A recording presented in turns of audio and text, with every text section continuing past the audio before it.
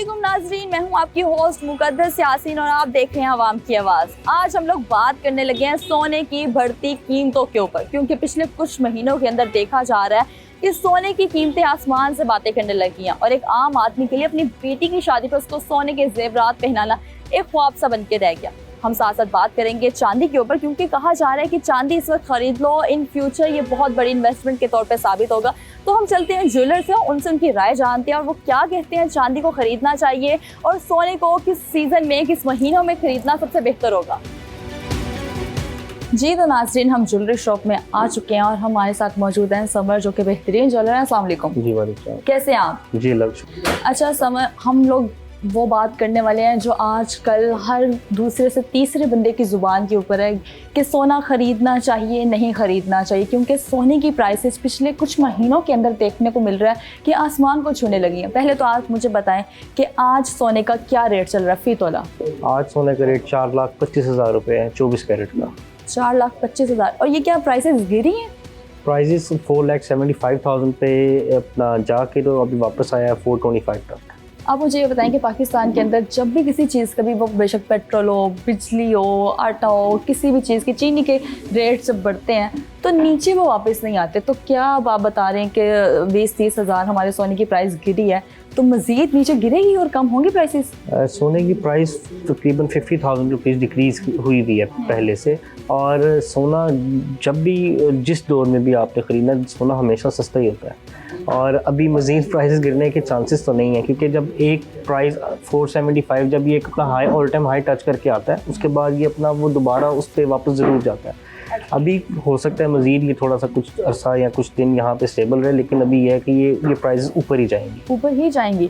तो ये तो सीज़न भी, अब अक्टूबर, नवंबर, दिसंबर, ये शादियों का सीज़न है और ये हाई टाइम होता है कि पेरेंट्स अपनी बेटियों के लिए सोना ख़रीदते हैं। तो आप मुझे ये बताएं कि पिछले कुछ दिनों में इतनी ज़्यादा प्राइसेस बढ़ चुके हैं, तो क्या लोग उस तरह से सोना ख़रीदते हैं जिस तरह पहले ख़रीदते थे? बाइंग कैपेसिटी में ऑब्वियसली फ़र्क पड़ता है। जब आप रेट बहुत ज़्यादा इंक्रीज़ करता है, जिसने आप 20 तोले परचेज़ कर रहा है वो 15 तोले परचेज़ कर रहा है, जिसने 15 तोले करना है वो 10 तोले पे आ गया है। रेट अच्छा। की बहुत ज़्यादा ऊपर होने की वजह से इस पे काम को भी बहुत अफेक्ट पड़ता है। रेट या तो एक तो स्टेबल भी नहीं है, दूसरा बहुत ज़्यादा फ्लक्चुएशन की वजह से हर बंदा इंतज़ार करता है कि ये बहुत ऊपर चला गया है, ये नीचे आने का हम इंतज़ार करते हैं। अच्छा, मुझे ये बताएंगे नवंबर दिसंबर महीने ये शादी सीज़न है, तो क्या अभी भी चांसेस हैं कि रेट ज़्यादा होंगे? हमारी जो फोरकास्ट के मुताबिक तो हमें आगे नज़र आ रहा है कि ये बहुत ज़्यादा रेट ऊपर जाने के चांसेस की वजह ये है, ये 5 लाख टच कर सकता है। उसकी वजह ये है कि इंटरनेशनली चाइना बहुत कसीर बड़ी तादाद में सोना बाइंग कर रहा है, जिसकी वजह से एकदम जो इंटरनेशनल मार्केट में गोल्ड की प्राइसेस हैं वो बहुत ज़्यादा ऊपर गई हैं। अच्छा। और आगे भी यही तवक्को की जा रही है कि चाइना मज़ीद जो बाइंग करेगा उससे रेट ऊपर जाएगा। अच्छा, ये मुझे बताएं कि इतनी ज़्यादा प्राइसेस आई हैं, तो क्या लोगों ने अपना सोना बेचा भी है इस टाइम के अंदर?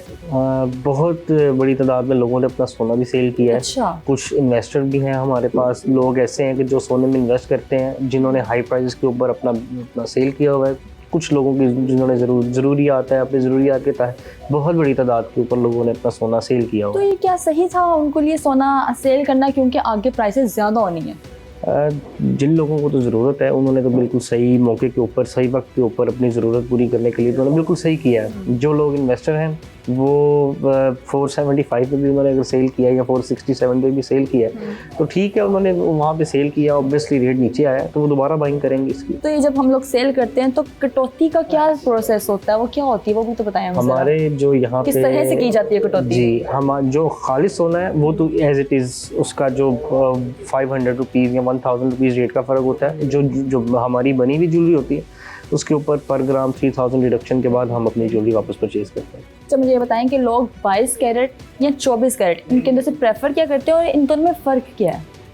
24 कैरेट सोना जो है वो बिल्कुल प्योर है, वो बिल्कुल खालिस है, उसमें ज्वेलरी नहीं बनती। पाकिस्तान में या 21 कैरेट या 22 कैरेट ज्वेलरी बनती है, जिसमें से लोग ज़्यादा प्रेफर करते हैं 21 कैरेट की बनी हुई ज्वेलरी को। 21 कैरेट की ज्वेलरी 22 से थोड़ी सी रेट भी कम है, उसके अलावा ये जो ज्वेलरी थोड़ी सी लाइट भी बनती है, जिसकी वजह से लोग इस चीज़ को ज़्यादा प्रेफर करते हैं। तो अगर सोना खरीदते हुए अवाम किन 3 चीज़ों का ख्याल रखें? कौन सी ऐसी 3 चीज़ें हैं कि उनको सोना खरीदने से पहले देखनी चाहिए, पूछनी चाहिए? 3 चीज़ों का मैं ये कुछ चंद चीजें बता दें, मैं तीन तो नहीं ये तो। कहूँगा कि आप एक अच्छे ज्वेलर का, एक अच्छे मेयार के या एक अच्छे ब्रांड का इंतखाब करें।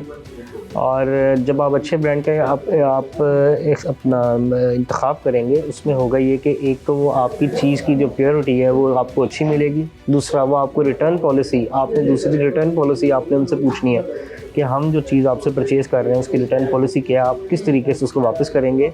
अच्छा, अगर कोई इन्वेस्टमेंट के लिए गोल्ड लेना चाहता है तो आप क्या उसको बोलेंगे? ज्वेलरी बेहतर है, कॉइन्स बेहतर है या बार्स? लेकिन अगर कोई इन्वेस्टमेंट करना चाहता है तो हम तो ज्वेलर हैं, हम तो ज़्यादा प्रेफर करेंगे कि हम दूसरे को जो इन्वेस्टमेंट है वो ज्वेलरी के अंदर करवाएं। अच्छा। उसके दो फ़ायदे ये हैं, एक तो आपके घर वाले भी खुश हो जाते हैं ज्वेलरी पहन के, और दूसरा ये है कि रेट इंक्रीज़ कर रहा है। आप अगर 2020 से कोविड, आप पोस्ट कोविड देखें तो ईयर ऑन ईयर ये बढ़ता चला गया। प्री कोविड तकरीबन 80-85,000 रेट था, आज 425 रेट है, तो तकरीबन 5 टाइम्स का जो इंक्रीज़ आया हुआ है वो ये ईयर ऑन ईयर बढ़ता जा रहा है। तो वही फ़ायदा है, आप अगर ज्वेलरी परचेज़ करते हैं तो ज्वेलरी में आपको दो फ़ायदे हैं, एक तो वो आपका शौक भी पूरा होता चला जाएगा, और दूसरा ये है कि वो प्राइस तो इंक्रीज़ कर ही रही हैं। सबसे पहली बार शॉप खुली थी तब फी तोले सोने का रेट क्या था और आज के मुकाबले में क्या है? हम वैसे इस फील्ड में 4th to 5th जनरेशन है। Okay. जब मेरे फादर ने 80s में स्टार्ट किया था तब रेट और था, मैंने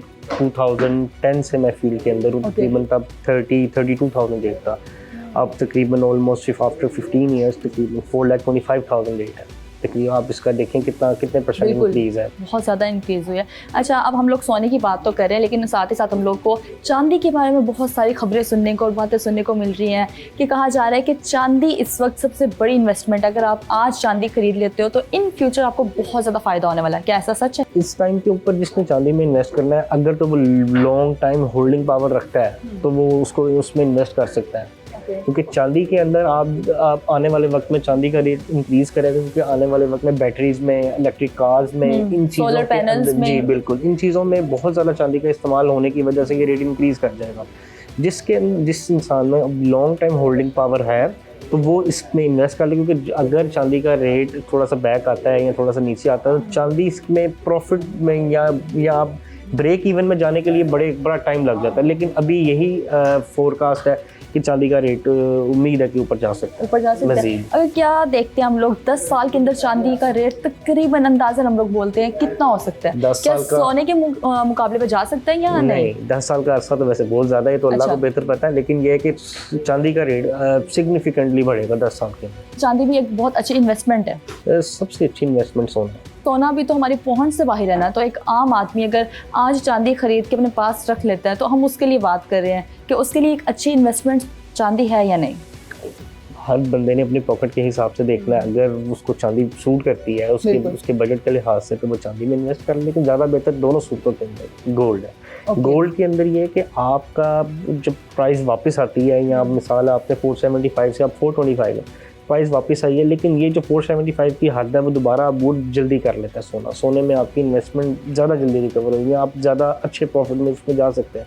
नो डाउट कि चांदी का एक बड़ा अच्छा आगे फ्यूचर पोटेंशियल है, लेकिन इसके बारे में अभी कुछ भी कहना कबल इस वक्त है। अच्छा, हमने सिल्वर और गोल्ड की बात की है, तो डायमंड को हम किस तरह से मिस कर सकते हैं? डायमंड के बारे में आपके क्या ख्याल आता है? डायमंड खरीदते हुए लोगों को किन बातों का ख्याल रखना चाहिए? डायमंड खरीदते हुए जो मैंने पहले आपसे बात कही है कि आप एक अच्छे ज्वेलर से, अच्छे ब्रांड से आप चीज़ परचेज करें, एक अच्छा म्यारी अपना जो ज्वेलर है वो आपको एक अच्छी चीज़ देगा। दूसरी चीज़ ये है कि आप जब डायमंड की कोई भी चीज़ खरीदते हैं उसके साथ सर्टिफिकेट्स ये चीज़ें लाजमी है, जो कि उसका म्यार आपको बताएगी कि उसके अंदर आपका जो डायमंड है वो किस क्वालिटी का, किस कलर का, किस क्लैरिटी का।